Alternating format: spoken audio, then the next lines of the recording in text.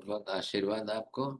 आज 9 सितंबर के दिन मंगलवार को हमारी दूसरी क्लास इस समय गणधरवाद की शुरू हो रही है। हमने भी पर्युषण महापर्व श्वेतांबर मूर्ति पूजक संघ ने मनाए, दिगंबर संप्रदाय ने दशलक्षण पर्व मनाए। दोनों के पर्व चले साहब 10 और 18 दिन के बाद आज हमारी ये क्लास होने जा रही, क्योंकि हमें इन पर्वों के बीच में आने वाले मंगल बुधवार के हिसाब से क्लास चलाना संभव नहीं था। विपुल जी जो चलाते हैं वो स्वयं भी तो अपनी तरह से एक शास्त्री जी है, कहीं पर भी जाते हैं दशलक्षण पर्व कराना कराते हैं, वो अवेलेबल नहीं थे, अभी आए हैं।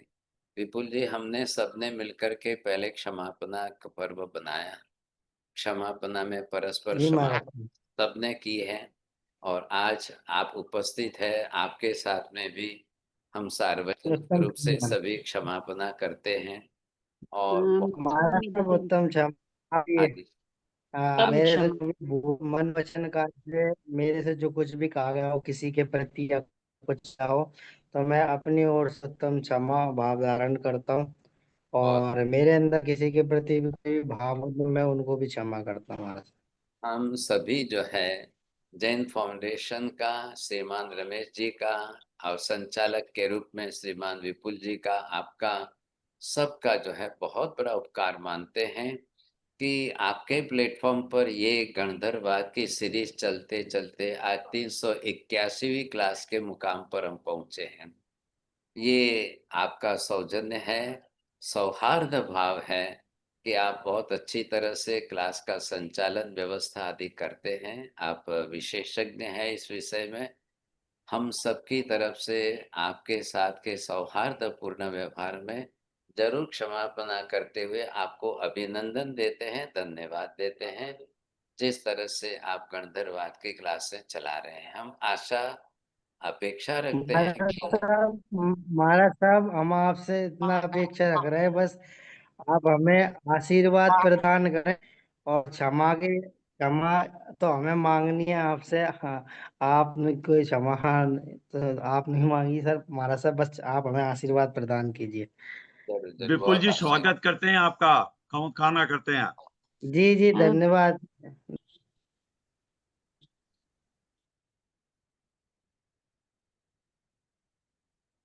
देखिए कई प्रकार के वाद हैं। यहाँ वाद शब्द का सीधा अर्थ मत से है।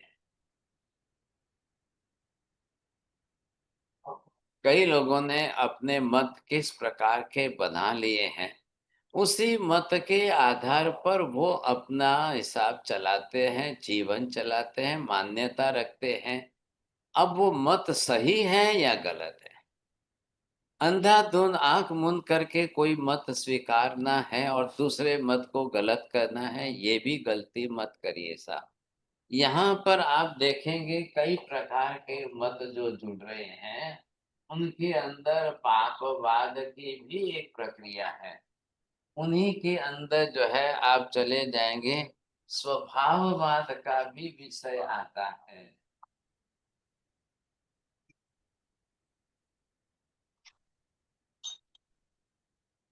आप उसी के अंदर आप चले जाइए और ऐसे विषय आते हैं कि जिनके अंदर आपको क्या स्वरूप समझना है, कैसा स्वरूप समझना है, किस तरह से मानेंगे आप। आखिर यहाँ पर ये सब मत जो है, अब इसमें से कौन सा सत्य की कसौटी पर खरा उतरता है, कौन सा आपके असत्य की कसौटी पर गलत ठहरता है, ये आपको सोचना है। ख्याल आया? निर्णय आपको करना है कि कैसे होगा कि नहीं। अब ये सभी परस्पर विरोधाभासी है। नियतिवाद मानने वाले भी हैं, ये भी चल रहा है ना। अब कालवाद भी चल रहा है, पुरुषार्थवाद भी चल रहा है।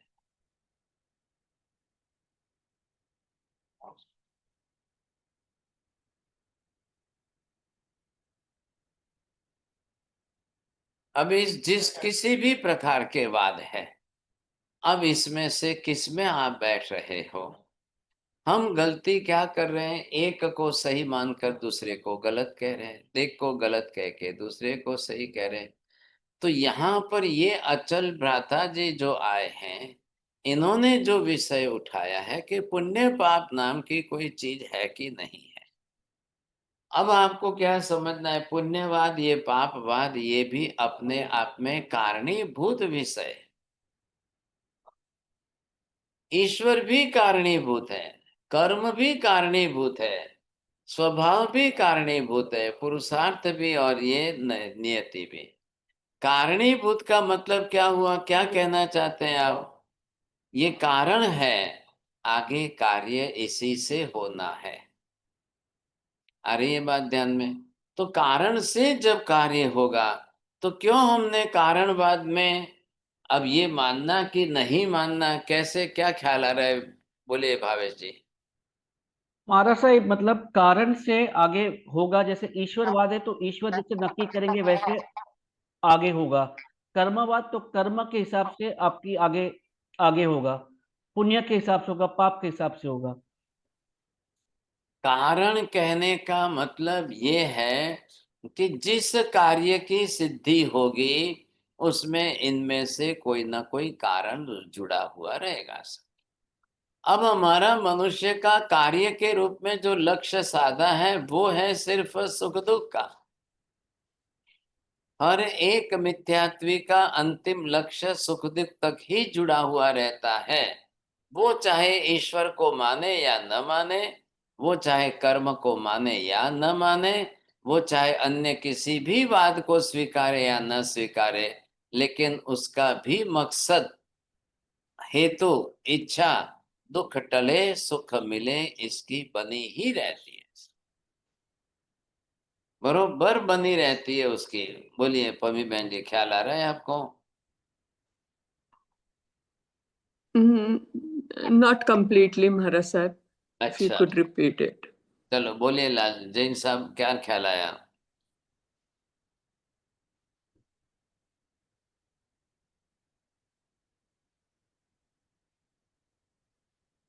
आपने कारण बताए हैं तो इनके जो कार्य होगा वो इसी कारण के अनुसार ही होगा, यही आप कह रहे हैं। मैं तो यही समझा रहा हूँ। नहीं नहीं, आपने ध्यान नहीं दिया है।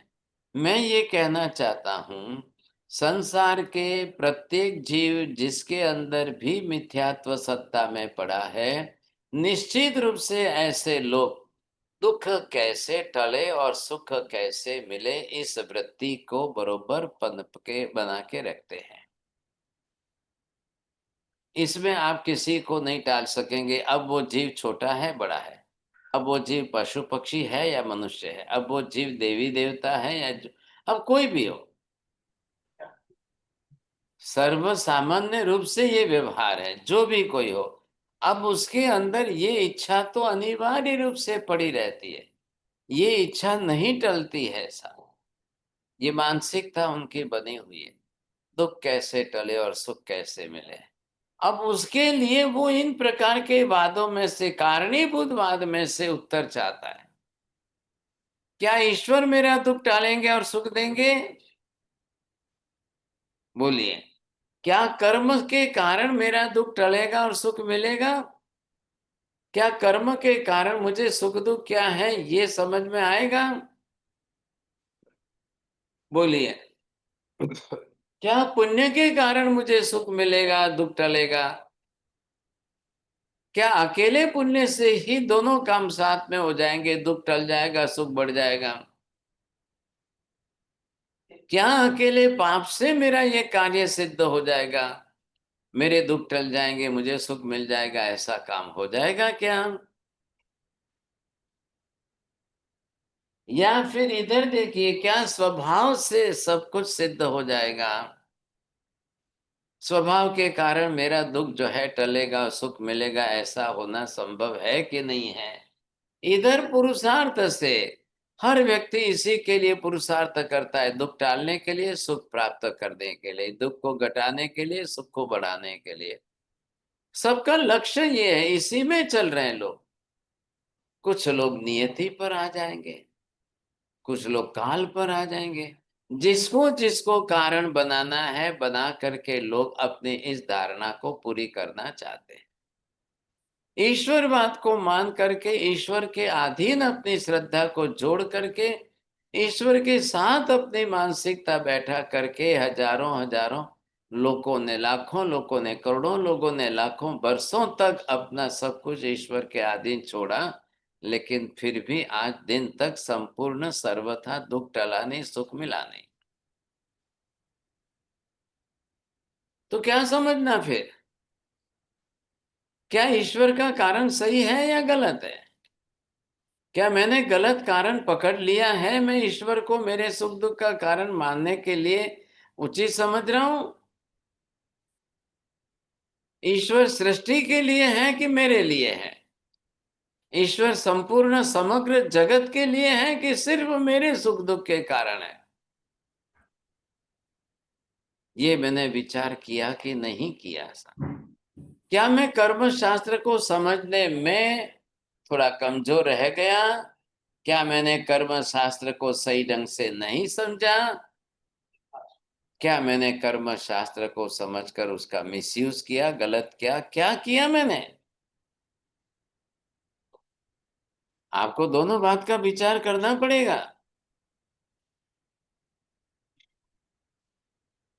अब क्या मैं पुण्य पापवाद को स्वीकारूं कि नहीं स्वीकारूं? मेरा पुण्य ही मुझे सब प्रकार का सुख देगा, मेरा पुण्य ही मेरे सब प्रकार के दुख टालेगा। बोलिए क्या करूं मैं? आपके कहने के मुताबिक मैं सब पुण्य पुण्य पुण्य पुण्य पुण्य पुण्य करता जाऊं, करता जाऊं, करता जाऊं, करता जाऊं, फिर तो मेरी जिंदगी में दुख का नाम शेष नहीं रहेगा ना। बिल्कुल, फिर तो मैं सब तरीके से, सब प्रकार से सुखी सुखी सुखी बन जाऊंगा कि नहीं?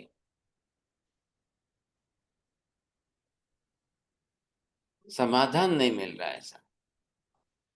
कल कोई आकर के स्वभाववाद पर रुक जाते हैं। इस स्वभाववाद पर रुक करके वो क्या कहना चाहते हैं? क्या मैं मेरा स्वभाव अच्छा बना लूं तो मैं सब तरीके से सुखी हो जाऊंगा, फिर तो मैं किसी प्रकार से, किसी तरीके से दुखी नहीं रहूंगा? भाई लोग कहते हैं ना, आप तो अपने स्वभाव के कारण दुखी हो। चलो चलो, आपकी बात मैं मान लेता हूं। मैं एक भी बिल्कुल बस बस बस अब मैं मेरा स्वभाव खराब नहीं करूंगा। मैं इतना अच्छा स्वभाव बनाऊंगा, मैं इतना अच्छा स्वभाव बनाऊंगा। क्या मैं इतना अच्छा स्वभाव बनाकर सर्वथा दुख से बच जाऊंगा, सर्वथा संपूर्ण सुखी बन जाऊंगा? क्या ये स्वभाववाद मुझे गारंटी देता है? क्या पुण्यवाद बात का मुझे गारंटी मिल रही है? क्या कर्मवाद मुझे, मेरे को कब गारंटी दे रहा है? क्या मुझे ईश्वरवाद दे रहा है? भाई सर, बात कहाँ आके रुक रही है? बहुत अच्छा स्वभाव बना करके शांत बनकर बैठे, वो भी जीवन में कई तरीके से दुखी हुए, वो भी सुखी नहीं हो पाए। वो भी बोलते हैं मैं भी स्वभाव छोड़ दूं। अरे क्या इनके जैसा महात्मा लोगों के जैसा संत बिल्कुल ऐसा सन्यासी बन करके ऐसा स्वभाव बना करके जीव कैसे चलेगा? लेकिन मैंने फिर भी जिया साहब। रहना समाज में, रहना परिवार में, और बिल्कुल संत समाज के जैसा स्वभाव बना करके रहो, कैसे चलेगा? अब क्या करना, उनको नहीं चलना है। आखिर आए पुरुषार्थवाद पर। छोड़ो भाई छोड़ो, सब ईश्वर को छोड़ो, कर्म को छोड़ो, सबको छोड़ दो। मैं तो अपने पुरुषार्थ पर जी करके सब कुछ, हर तरीके का सुख प्राप्त कर लूंगा, मेरा सब कुछ दुख टल जाएगा। क्या इस पर आकर के आप सुखी हो गए? अब करूं क्या मैं? नियति पर छोड़ दूं? नियति पंचम काल के कलयुग की नियति ऐसी है, ऐसी है। पंचम काल तो कलयुग का है, वो तो दुखम का काल है। दुख तो आएगा ही आएगा, दुख तो रहेगा ही रहेगा। तो क्या मैं नियति पर छोड़ू कि क्या करूं? क्या करना चाहिए मुझे, क्या करना चाहिए बोलिए? तो ये भाई साहब कह रहे हैं कि नहीं नहीं नहीं नहीं सर, चलो चलो चलो, कुछ भी नहीं, जो हो सो। अब किस बात पर मैं स्थिर रहूं बताइए? छोड़िए जी, बोलो किस बात पर आके मुझे स्थिर रहना?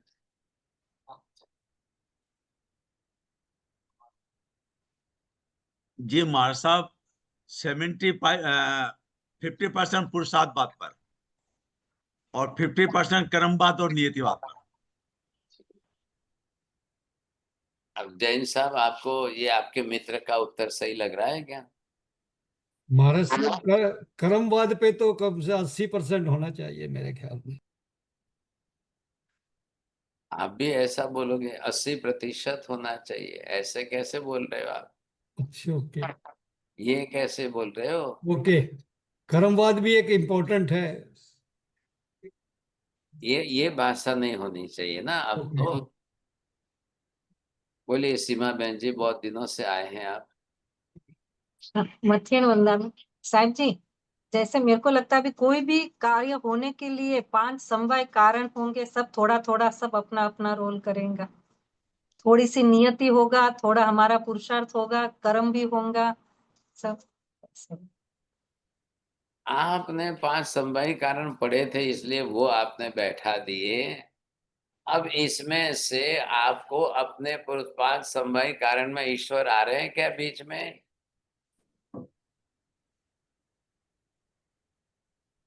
नहीं, ईश्वर नहीं है। 5 समवायी कारण में ईश्वर कहाँ बीच में आ रहे हैं? मीना बहन जी बोलो।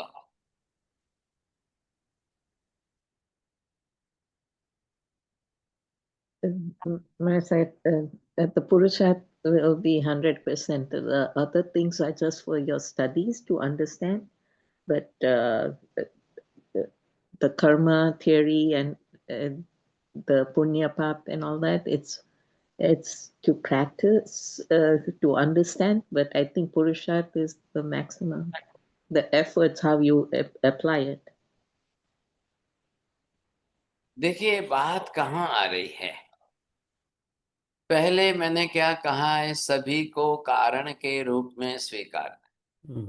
कार्य सुख दुख का मुझे सिद्ध करना है। कार्य का अर्थ रिजल्ट के साथ है। दुख टले और सुख मिले, ये रिजल्ट मुझे लाना है। उसके लिए अनुरूप इसमें से कौन सा कारण सही फिट बैठ रहा है कि नहीं बैठ रहा है। मैं 5 समवायी कारण को स्वीकार कर लूं, काल को ही तो जोड़ता है, बाकी तो सब है ना इसमें। अब ये काल के भरोसे मैं चलूं, अब मैं क्या करूं, कैसे करूं साहब? नियति मेरे सुख दुख के लिए मेरी नियति है क्या? नहीं, नियति मेरे लिए नहीं है। नियति समष्टिगत है, 5वां आरा दुखम का है ये नियति। मुझे 5वें आरे में सुख मिलेगा कि नहीं मिलेगा, दुख मिलेगा कि नहीं मिलेगा, दुख घटेगा कि सुख बढ़ेगा, वो मेरी नियति नहीं है। मेरे साथ नियति नहीं जुड़ती है, समष्टि के साथ नियति। कालिक नियति काल के साथ चलेगी, क्षेत्रीय नियति क्षेत्र के साथ चलेगी। जैसे कि महाविद्य क्षेत्र में आरोह की व्यवस्था नहीं होती है, ये वहां की क्षेत्रीय नियति है। हमारे यहाँ पर भरत क्षेत्र में 6 आरे होते हैं। अवसर्पिणी उत्सर्पिणी का काल चक्र होता है, घटना बढ़ना होता है, ये नियति है। ऐसे समझना है आपको। हम नियति बात को सर्वथा उचित समझे या न समझे पहले इसको, लेकिन ईश्वर क्या जगत के समस्त जीवों का दुख दूर करके सुख देने वाला है, ये पहला नियम है, पहला पॉइंट इस पर है। जैन धर्म ने स्पष्ट मना कर दिया, जी नहीं, हमारे सुख दुख के कारणीभूत निमित्त ईश्वर नहीं है। अब जैन धर्म ने ये जो सिद्धांत दिया, ये सही है कि गलत है? हिंदू धर्म ने, मुस्लिम धर्म ने, ख्रिस्ती धर्म ने, दुनिया के अन्य सभी धर्मों ने सबके सुख दुख का आधार कारणीभूत जो है ईश्वर को मान लिया है। वहां के ईश्वर जो है वो उनको सामने से कह रहे हैं, मैंने ही तुम्हारा सर्जन किया है, सृष्टि का सर्जन मेरे से हुआ है, मैंने सब कुछ बनाया है, तो मैं ही तुम्हारे सुख दुख का कारणीभूत निमित्त हूं, मैं तुम्हारा दुख टालूंगा, मैं तुम्हें सुख दूंगा। इसलिए वहां पर जितने मानने वाले होते हैं, उन्होंने सब ने अपनी अपनी निष्ठा ईश्वर के साथ जोड़ दी, लेकिन इस बात को हजारों लाखों वर्षों बीत गए, आज दिन तक सभी लोग सर्वथा सुखी नहीं हो पाए, सबका दुख सर्वथा टल नहीं पाया है। मतलब ये कारण भी सत्य की कसौटी पर खरा नहीं उतरता है। बोलिए। हाँ जी, सीमा बहन जी बोलो। हाँ साहिब जी, हम ईश्वर को थोड़ा एक 10-20% तो मान ही सकते हैं ना। वो हमके ऊपर उपकार करते हैं, देश ना देके हमें कैसा जीवन जीना रास्ता दिखा रहे हैं, तो हम उनका उपकार मान सकते हैं ना। तो थोड़ा तो परसेंटेज। आपने इतनी बड़ी गलती कर दी कि नमक और शक्कर दोनों मिलाकर एक साथ में पानी बना लिया। जब ईश्वरवाद की बात आती है, तब आपको कौन सा ईश्वर लेना है, किस मत का ईश्वर लेना है, किस पक्ष का ईश्वर लेना है। आप ये क्यों थोड़ा थोड़ा क्यों करते जाते हो? फिर आप सम्यक दर्शन के अंदर से नीचे गिरोगे, फिर आप मिथ्यात्व में आओगे, फिर ये गलती करोगे तो नहीं होगा। आप थोड़ा थोड़ा करके ये बात बैठाओगे। सिद्धांत इसको नहीं कहते हैं, सिद्धांत ऐसा नहीं बनता है। जी महाराज साहब, निकाचित कर्म जो है वो नियतिवाद में नहीं आता क्या महाराज साहब? नहीं आता है। आप गलती क्या करते हो, कर्म को और नियति को साथ में मत मिलाइए। कर्म हमारे द्वारा बनाया गया किया हुआ है, वो कर्म है। अच्छा। नियति हमारे द्वारा बनाई नहीं जाती है। नियति में हमारा कोई संबंध बीच में आता ही नहीं है सर। पहले ये बोलो, आप दोनों साथ में बोलो, क्लियर करो। महाराज साहब, नियति जो, हाँ नियति जो है उसमें मतलब हमारा कोई संबंध नहीं है कर्म के साथ। वो हमारे द्वारा बना कर्म हमारे अपने किए हुए रहते हैं, नियति से हम कुछ नहीं करते हैं। वो एक हाँ, स्वतंत्र है। सीधे पहली कर्म की डेफिनेशन पर जाइए। कर्म का मतलब कर्ता के द्वारा की गई क्रिया से बना हुआ कर्म। उसमें ऐड क्या करना है? डेफिनेशन। कर्ता ने जिस हेतु उद्देश्य पूर्वक जो क्रिया की है, उससे आत्मा को कर्म बंध होता है, वो कर्म कहलाता है। बोलिए मनीषा बहन जी, बोलो। जी गुरु जी, आत्मा ने जिस उद्देश्य से क्रिया की है, उससे जो कर्म बंधेगा उसे कर्म कहेंगे। बस। अब मैं उसमें का आप निकाचित करो या अनिकाचित करो। अनिकाचित मतलब शिथिल कर्म जो आपके पुरुषार्थ से क्षीण हो जाए, और निकाचित का मतलब इतने सॉलिड, इतने स्ट्रॉन्ग कर्म के जो आप 1000 पुरुषार्थ करो तो भी एडवांस में आप क्षय न कर सको, जिसके उदय काल में विपाक भुगतना ही पड़े, वो है निकाचित। तो वो तो आपका किया हुआ कर्म है, कर्ता के द्वारा बनाया हुआ कर्म है, और नियति के साथ कोई लेना देना नहीं है। चाहे आपका कर्म निकाचित हो, चाहे आपका कर्म अनिकाचित। उदाहरण के लिए भरत ऐरावत के क्षेत्र में उत्सर्पिणी अवसर्पिणी के काल चक्र का विभाग है, और इसके कारण 6 आरे चढ़ते क्रम से 6 आरे उतरते क्रम से जब हो रहे हैं, मेरा कर्म कोई बीच में कारणीभूत नहीं आ रहा है। पंचम आरा दुखम का है, और चौथा आरा सुखम दुखम सुखम का था, अब ये दुखम का है। छठा आरा दुखम दुखम का आएगा। इसमें मेरा कोई कर्म कारणीभूत नहीं है। ये जगत की व्यवस्था नियति जन्य है, और नियति जन्य व्यवस्था हमेशा परमानेंट रहती है। कर्म जन्य व्यवस्था कभी भी परमानेंट नहीं रहती। आ रही है बात ध्यान में? बोलिए पमी बहन जी, बोलो। जी, आपने कहा कि नियति जन्य व्यवस्था जो है वो परमानेंट है, और कर्मजन्य व्यवस्था is not permanent at all.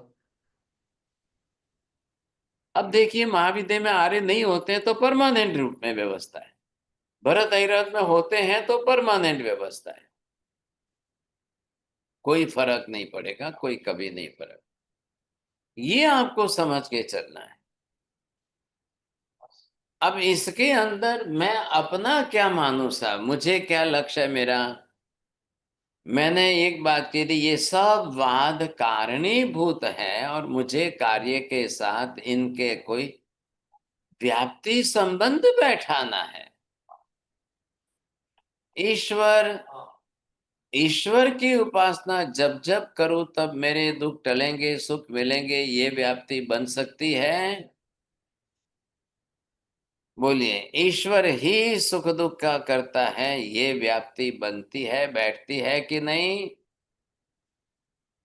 हमेशा हमेशा हमेशा सदा काल सदा काल सदा काल के लिए, पूरे संसार के अनंत समस्त जीवों के लिए ईश्वर उनके सुख दुख का कारणीभूत निमित्त बनेगा, सबका दुख टालेगा, सबको सुख मिलेगा, देगा। ये आज दिन तक अनंत काल में कभी सिद्ध हुआ है? तो फिर संसार में लोग दुखी रहते ही क्यों? दुख का नाम निशान नहीं रहना चाहिए ना। सर्वथा दुख नष्ट हो जाना चाहिए, सर्वथा दुख क्षीण हो जाना चाहिए। फिर क्यों नहीं हुआ कुछ? क्यों नहीं हो रहा है? संसार के सब जीवों का दुख दूर नहीं हुआ है।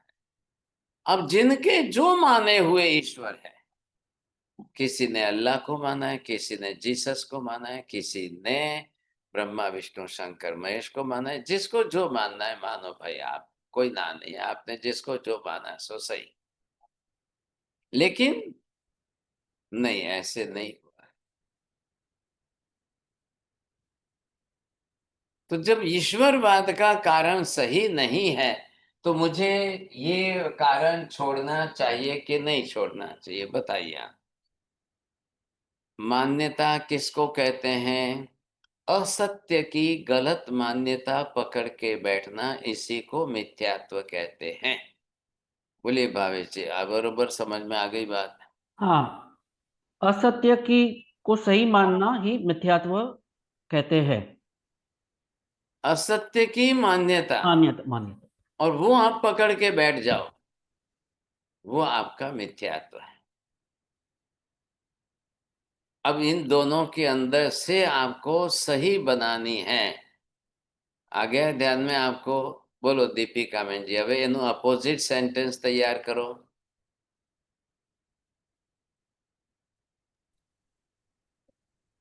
જે સાચું છે એમાં શ્રદ્ધા કરવી, એ એ એ એ સત્યત્વ છે, એ કર્મવાદ છે. બોલો બોલો વીણાબેન, જરા ચોખ્ખું કરો તો એમને।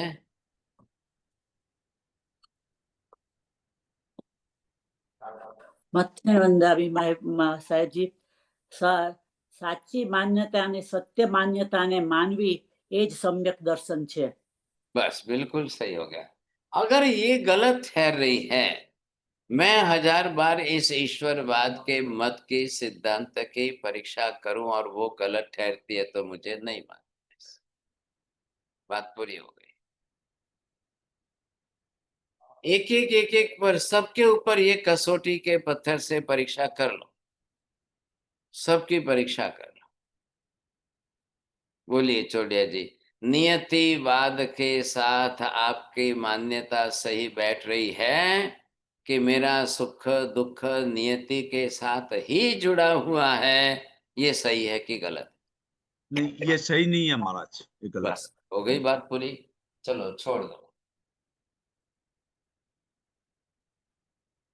अब बोलना है आपको। मनीषा बहन जी बोलिए, पुरुषार्थवाद के लिए आपकी धारणा सही है कि गलत है? पुरुषार्थवाद तो मायने रखता है जी, मुझे तो लगता है गुरुदेव। चलो ठीक है, आप बोलिए जैन साहब, आपको क्या लग रहा है?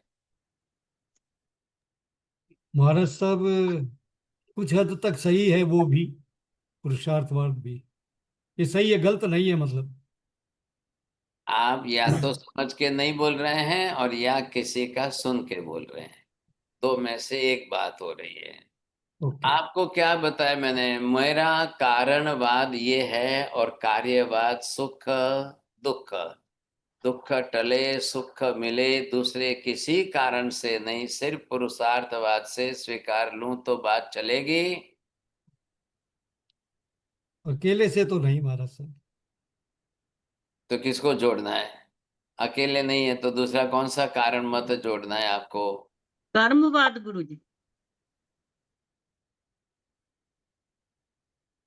कर्मवाद और पुण्यवाद। भाई आप इसको और इसको एक एक को करोगे तो ऐसे कैसे चलेगा? आप इसी के अंदर सबका समावेश हो जाता है या इसके अंदर सबका समावेश हो जाता है? ये अगर आप सोचने जाओ तो ये पुण्यवाद का समावेश कर्म में हो गया, ये पापवाद का समावेश कर्म में हो गया, ये आपके पुरुषार्थवाद को भी इसने स्वीकार कर लिया, ये स्वभाववाद भी आपके इसी कर्मवाद के अंदर आ गया। बचे कौन है? सिर्फ ये दो है। हाँ, अब आप बैठाने की कोशिश करिए साहब। वंदा माता जी देखो बैठता है इनके साथ में।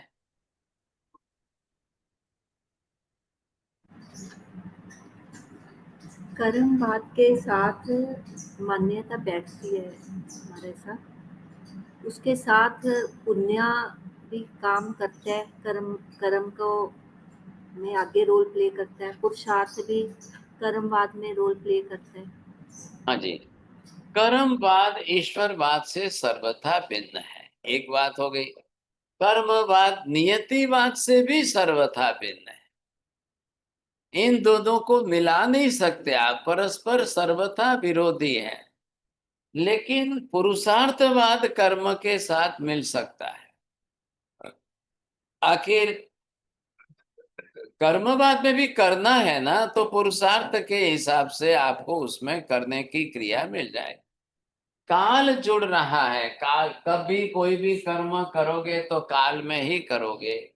कोई कर्म शुभ अच्छा करोगे वही तो पुण्य है, कोई कर्म अशुभ करोगे खराब करोगे तो वही पाप है।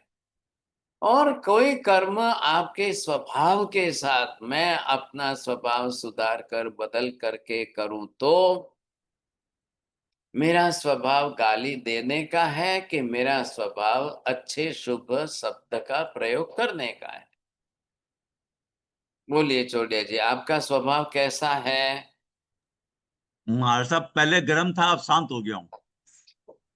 आपके स्वभाव के अंदर मतलब कर्म ने आपके स्वभाव को बरोबर साथ जोड़ा है, समाया हुआ है।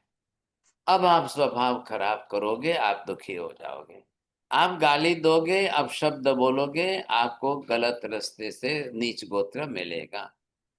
If you will use the sweet language, the respective language, आप अच्छा शुभ पुण्य उपार्जन करोगे, वही शुभ पुण्य कर्म कालांतर में सुख देगा। ये आपकी धारणा बनानी है। अब इतने बाद में से हम आ रहे हैं, ये बदलते इसी पर आकर के आपको स्थिर होना है। अब आपको क्या करना है कि इसी के साथ जोड़ दीजिए। अब ये जो है आपके कर्म, अब कर्म किससे बने हैं? आपकी क्रिया से। ये क्रिया है आपका पुरुषार्थ। अब आपने चल करके सामने से जिस प्रकार की ऐसी क्रिया की, अब वो क्रिया देखिए, आप इस क्रिया को ही लीजिए। आपने क्रिया शुभ की है, आपका कर्म बराबर शुभ कर्म बना है।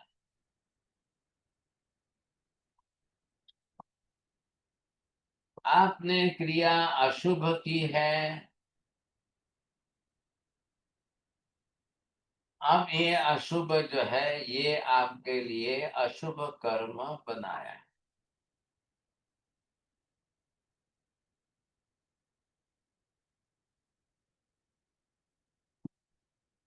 बरोबर साथ में जुड़ लीजिए। अब क्या है, करने समय में ही काल आपके साथ में दोनों में जुड़ गया। आप कब किस काल से किया है, और स्वभाव तो व्यक्ति के पुरुषार्थ के साथ में चलता है। अब ये आपके साथ में जुड़ गया, ये आपका अशुभ कर्म। अब ये कालांतर में जो भी आपको विपाक, ये विपाक के अंदर जो रिजल्ट आपको देगा, अब ये अशुभ है, यही आपके लिए पाप, ये पाप कर्म है। अब इसका रिजल्ट जो आपको मिलना है वो सब प्रकार के दुख का ही मिलेगा। ये दुख पर आया है, दारिद्र्य पर आया है, दुर्गति पर आया है, दौर्भाग्य पर आया है, आपत्ति पर आया है, विघ्न पर आया है, संकट पर आया है। अब ये जिस तरह से आपके साथ में दुखकारी बन गया, इधर देखिए, कोई ईश्वर बीच में नहीं आया है, कोई नियति बीच में नहीं आई है, दोनों बिल्कुल बाहर अलग है। अब बात एक ही चल रही है कर्मवाद की, और कर्मवाद आपके पुरुषार्थ की क्रिया है। अब वही शुभ या अशुभ है, बस क्या लाया, सिर्फ अब ये है शुभ कर्म, इसका विपाक भी आएगा ही आएगा। क्यों आएगा भाई साहब? काल बीच में है। काल बीच में आ गया तो आपको क्या समझना है, करने का काल और भुगतने का काल दोनों सब साथ में आ गए। करने का काल आपका पहले कौन सा था, कैसा था? भुगतने का काल आपका अब कैसा है, कैसा रहेगा? तो ये है, ये शुभ कर्म है, ये आपका पुण्य है। ये शुभ क्रिया आपकी पुण्य क्रिया थी। अब इसके विपाक में आपको जो जो सुख रूप मिलेगा, ये आपका सुख बनेगा, सद्गति बनेगी, ये आपकी संपत्ति बनेगी, ये आपकी संतति बनेगी, ये आपके लिए सत्ता बनेगी, ये आपके लिए यश कीर्ति बनेगी। सब प्रकार इसी में साथ में जुड़कर आ रहे हैं। कोई प्रकृति सुख देगी, कोई प्रकृति संपत्ति देगी, कोई शुभ पुण्य की प्रकृति संतति देगी, कोई शुभ पुण्य की प्रकृति सिद्ध सद्गति दे देगी, कोई सत्ता देगी, कोई संपत्ति देगी, सब कुछ जो है इसके आदि। इधर देखिए प्रवीण जी, कहाँ आया बीच में कोई ईश्वर, कोई नियति, कोई नहीं आया है, बाकी सब आ गए, आपके साथ जुड़ गए। अब इसमें ये जो भाई साहब आए हैं पंडित जी, अचल प्राता जी, ये इसका निषेध कर रहे हैं। पुण्य पाप कुछ नहीं है। अब वो जगत में सुख दुख का निषेध क्यों नहीं कर रहे हैं? सुख दुख का निषेध नहीं कर रहे हैं, कोई भी नहीं कर सकता है। सुख दुख को तो स्वीकार करना पड़ता है, सबके अनुभव की वस्तु है, आप कैसे निषेध करोगे? लेकिन सुख दुख का कारणीभूत जो है वो तो आपको स्वीकारना पड़ेगा। ये पहले लो, सुख दुख का कारणीभूत निमित्त कौन है? कर्म है। वो आपको स्वीकारना है कि नहीं? सुख दुख के लिए कोई मना नहीं कर रहा है, ईश्वर को भी लोग बीच में ला रहे हैं तो सुख के लिए ला रहे हैं, नियति को लोग ला रहे हैं, स्वभाव को ला रहे हैं, काल को ला रहे हैं। अभी जो ला रहे हो वो सारे कारणीभूत निमित्त बना करके जोड़ने की कोशिश कर रहे हो। मेरा कार्य सिद्ध हो रहा है कि नहीं हो रहा है, बस मुझे एक बात से मतलब है, दुख टल रहा है, सुख मिल रहा है, ये हो रहा है कि नहीं हो रहा है, इतने मात्र से आप चिंतित हो। लेकिन दूसरे किसी में नहीं बैठकर इसमें बैठ रही है बात। तब जाकर के अचल भ्राता जी को पूछा कि आप कर्म मानते हो? तब उन्होंने पूछा कर्म मतलब क्या? तो बोले क्रियाजन्य व्यवहार। बोलिए, शुभ क्रियाजन्य व्यवहार। अशुभ क्रियाजन्य व्यवहार सही है कि गलत है? बिल्कुल बोले सही है। तो जब आप शुभ क्रियाजन्य व्यवहार को सही मानने को तैयार हो, अशुभ क्रियाजन्य व्यवहार को भी कर्म के रूप में मानने को तैयार हो, तो फिर उन्हीं के रिजल्ट में आप पुण्य पाप के आधार पर सुख दुख क्यों नहीं मान सकते हो? बोले मैं सुख दुख तो मानने को तैयार हूं, लेकिन ये कारणीभूत में शुभ कर्म और अशुभ कर्म, ये बात ही नहीं बैठ रही है, मैं कैसे स्वीकार? यहां बात आके रुक रही है, ये तैयार नहीं हो रहे हैं। अब क्या करें बताइए आप, कैसे करना है? સાહેબજી તો हाँ તો આપે જે કીધું કે કર્મને માને છે અને ક્રિયા કરે વ્યવહારમાં પણ સુખ દુઃખને પણ અનુભવથી સમજે છે. તો ક્રિયા કરતા એમને શુભ સારું કે ખરાબ ક્રિયા થઈ એવો ભાવ નહીં આવે. એવો અશુભ થઈ ગઈ ક્રિયા કે અશુભ ક્રિયા છે એવું એમના વિચારમાં ન આવે જે ईश्वरवादी હોય. तो आपकी अच्छी खराब दोनों प्रकार की क्रिया रोज के व्यवहार में सब समझते हैं, सबके अनुभव की चीज है। अब भी आपने क्या बोला, स्टोरेज ने क्या बताया, मेरा पहले स्वभाव खराब था, अब मेरा अच्छा है। पहले मेरी भाषा लैंग्वेज खराब थी, अब अच्छी है। मतलब अच्छी क्रिया खराब क्रिया, बोलना भी तो क्रिया हो गई, सोचना भी तो क्रिया हो गई, क्रिया करनी भी तो क्रिया हो गई, फिजिकल एक्टिविटी सब क्रिया ही तो है। अब सब प्रकार की क्रिया क्रिया के रूप में है। आपको चुनना है कि मैं अच्छी करूं, गलत ना करूं, खराब न करूं, सही ही करूं। आपका पुण्य बढ़ता जाएगा, बढ़ता जाएगा, बढ़ता जाएगा। आप जब शुभ क्रिया कर रहे हो तो शुभ कर्म बढ़ेगा आपका। अब प्रश्न कहाँ रहा, जब शुभ क्रिया की और शुभ पुण्य बढ़ा है, आपको अवश्य सुख मिलेगा, कोई रोक ही नहीं सकता है। आपको सुख मिलने में कोई नहीं रोक सकता है। संसार के भयंकर मिथ्यात्वी लोगों को अच्छा सुख मिला, ईश्वर कहाँ बीच में आया रोकने के लिए? बड़े से बड़े मच्छी मार के घर में करोड़ों रुपए हैं। आप गल्फ कंट्रीज में चले जाओ चौड़िया जी, वहां पर तो हर चीज सोने की बनी है, टॉयलेट बाथरूम उनके सब सोने चांदी के बने हैं। क्यों भाई, सब मिथ्यात्वी है, भयंकर पाप करने वाले, फिर इतनी सुख समृद्धि कैसे? क्यों? वहां कहाँ बीच में ईश्वर आ रहा है? ये दुबई उबई कुछ भी नहीं थे भाई साहब। आज से 25-50 साल देखो, पहले तो खाली रेत के टीले थे, और ये पेट्रोल जो निकल गया वो उनके लिए ब्लैक गोल्ड हो गया सर, काला सोना बन गया। और इस पेट्रोल ने पूरी दुनिया की खपत पूरी करने के लिए कारणीभूत जो है यही लोग थे, इनसे लेकर के जो है पूरी दुनिया ने अपनी व्यवस्था बैठा दी। और इसमें ये लोग जिनके पास तेल के कुएं निकल गए, वो समृद्ध संपन्न बन गए भाई साहब। लेकिन काल का चक्र बदलता है, ध्यान रखिए। आज भी यही परिस्थिति निर्माण हो चुकी है। अब इंडिया खाली रशिया से ऑयल खरीदता है, उसी के पीछे यूएस का प्रेसिडेंट उसको मना कर, आप क्यों खरीदते हो उनसे, उनसे क्यों खरीदते हो? अब ये तो क्या हो गई, एक स्त्री नेचर हो गया सा, वो इस लेवल पर नीचे उतर गया, ऐसे लेवल पर। अब इसके कारण इतनी छोटी सी बात को लेकर जियोपॉलिटिक्स की सारी परिस्थितियां, समीकरण बदलते जा रहे हैं।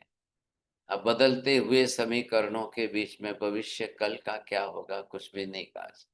फिर सबका स्वभाव बीच में आ जाएगा, सब अपने स्वभाव पर नीचे उतर जाएंगे, तब अनर्थ होगा। जी मार साहब, मैं एक छोटी सी बात करेक्ट करना चाहता हूँ। पहले मेरी कोई भाषा खराब नहीं थी महाराज। अच्छा, मेरा स्वभाव थोड़ा तेज था, मिच्छामि दुक्कडम, शांत रहता हूँ। नहीं बहुत अच्छे, मिच्छामि दुक्कडम। अब यहाँ पर आपने देखा कि भाई क्रियाजन्य कार्य, ये बात तो निश्चित है कि पहले भी आपको किसी न किसी प्रकार की क्रिया तो करनी ही पड़े। क्रिया आपको कौन सी करनी है, कैसी करनी है, किस प्रकार की क्रिया करनी। अब ये जो क्रिया है वही तो शुभ या अशुभ में है। अब क्रिया जब कर्ता कर रहा है तो निर्णय भी कर्ता का होना चाहिए। भाई मेरे सामने दोनों ऑप्शन है, मैं शुद्ध शाकाहार भोजन करके भी जीवन जी सकता हूँ और मांसाहार करके भी जीवन जी सकता हूँ। आज दोनों ही अवेलेबल है, बताइए मुझे क्या करना है क्या नहीं करना है। तो निर्णय मुझे करना है ना, विवेक मेरा चाहिए कि मैं शाकाहार का ही शुद्ध चयन करूं कि नहीं करने जैसा मांसाहार का भी चयन करूं मैं।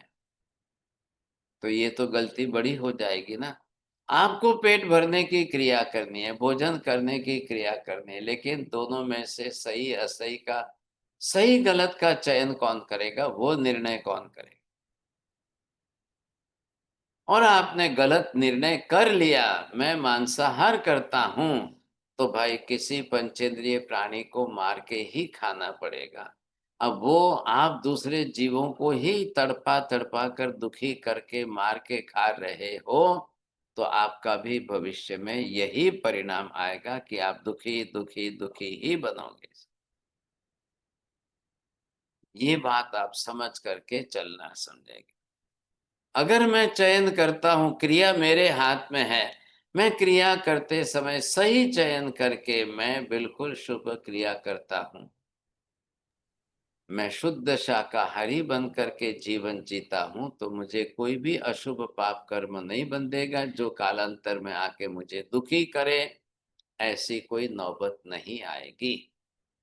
अब मेरी क्रिया शुभ है कि अशुभ है, मैं अपने आप में मैं मेरा निर्णय करके क्रिया कर रहा हूं, बस ये मुझे ध्यान देना है।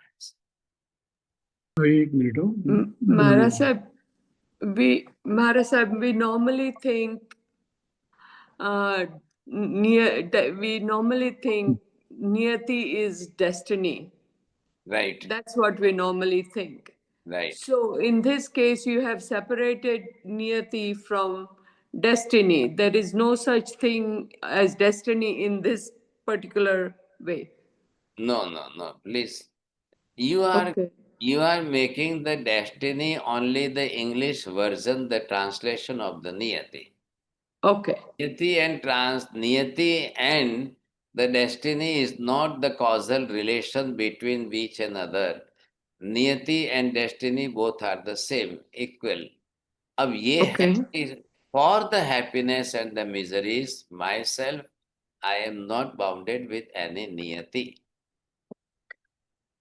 मैं सुख दुख के लिए किसी नियति के साथ बंधा हुआ नहीं हूं। कोई नियति मुझे सुख दे, कोई नियति मेरा दुख टाले, ये संभव नहीं है। बात इतनी से। Understood. Thank you, Maharaj Sahib. कि महाराज साहब साहब जी स्वभाव में तो महाराज साहब अपने कि मतलब जल का स्वभाव है, शीतल अग्नि का है उसने, तो स्वभाव में ये बात भी नहीं जुड़ती है क्या? तो यहाँ किसका स्वभाव को चढ़ेंगे आप बताइए। ऐसा जल का अग्नि का जैसा स्वभाव है वैसा यहाँ आप किसके साथ जोड़ेंगे। मैं जल के साथ। जल के साथ तो बैठ गई ना बात। हम्म। लेकिन अब किसके साथ स्वभाव, सुख दुख के लिए सुख दुख को स्वभाव माने या सुख दुख को स्वभाव का कार्य माने, सुख दुख को स्वभाव का कारण माने, बैठाइए आप किसके साथ बैठेगी बात।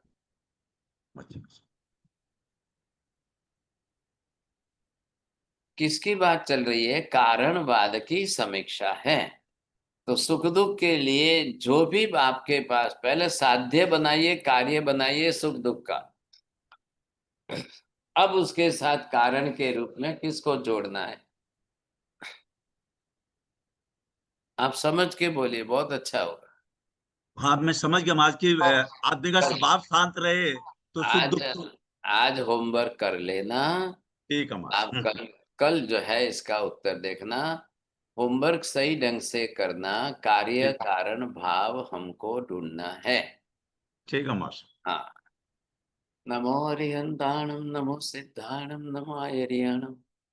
नमो वज्रायणं नमो लोहे सव्वसापुणम् एषु पञ्च नमोकारो सव्वपापप्रणाशनम् मङ्गलानं च सव्वेसिं परमं हवै मङ्गलम् मङ्गलं भगवान् वीरो मङ्गलं गौतम प्रभु मङ्गलं स्थूलिभद्रात्य जैनधर्मोऽस्तु मङ्गलम् चत्तारि मङ्गलम् अरिहन्ता मङ्गलं सिद्धा मङ्गलं साहु केवले पन्नतो धम्मो मङ्गलम् चत्तारि लोकोत्तम अरिहन्ता लोकोत्तम सिद्धा लोकोत्तम साहु लोकोत्तम केवले पन्नतो धम्मो लोकोत्तमो चत्तारि शरणं प्रपद्यामि अरिहन्ते शरणं प्रपद्यामि सिद्धे शरणं प्रपद्यामि साहु शरणं प्रपद्यामि केवले पन्नतं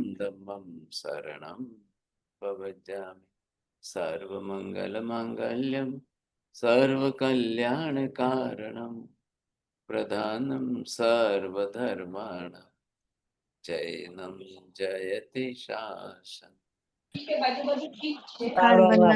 विकाल वंदना साहेब जी।